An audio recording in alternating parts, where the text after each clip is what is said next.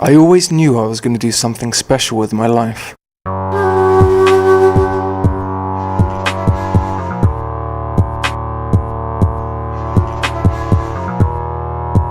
My parents wanted me to be a milkman, but I had other ideas. And after completing my degree in contemporary dance at Brunel University, I set about looking for work as a childminder. It was during this prolonged 6-year period of unemployment that I became a huge fan of reality TV game shows. Whilst watching one such show, I had a moment of clarity. I was going to come up with my own reality TV game show, a game called Hostages. Luckily, I managed to persuade my next-door neighbour to be the show's first contestant. I explained the concept of the game to Marvin.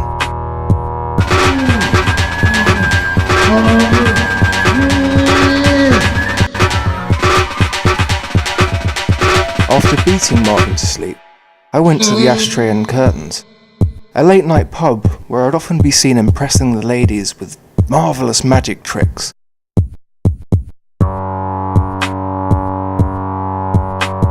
That night I put my degree in contemporary dance to good use on the dance floor.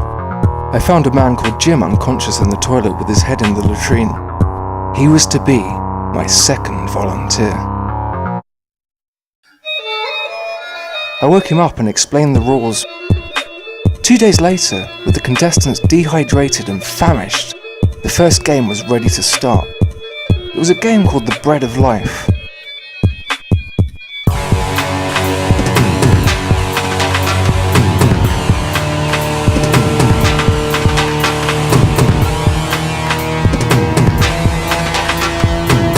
Unfortunately, neither contestant managed to reach the bread before the time limit was up.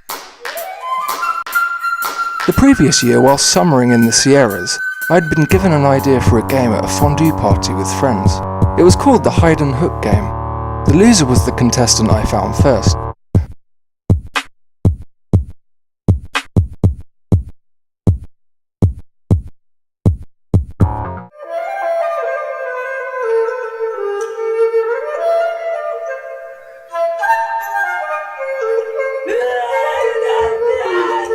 As the weeks went by, the games became more elaborate. A particular favourite being Straw Wars.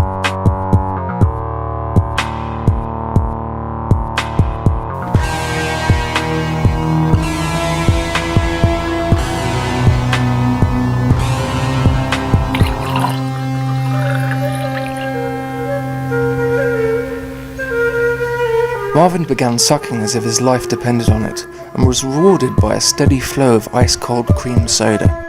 Jim too sucked like a champion whore, but seemed unaware that his straw did not lead to the refreshing beverage. When we began the Star Wars Monopoly game, a game based on Star Wars Monopoly, spirits were high, and we were beginning to properly bond as a group.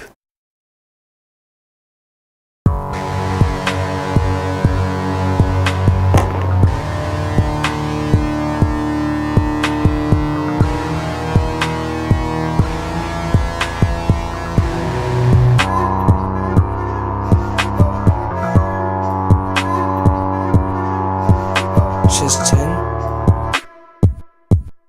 The dice says 10. No, you only moved 9. That means you tried to cheat.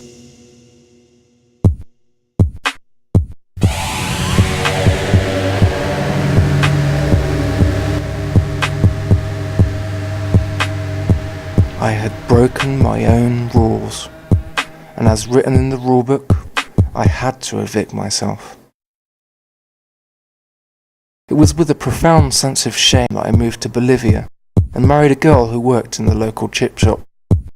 She looked after my sexual desires, and I in return provided her father's shop with as much fish as they could handle, which was quite a lot.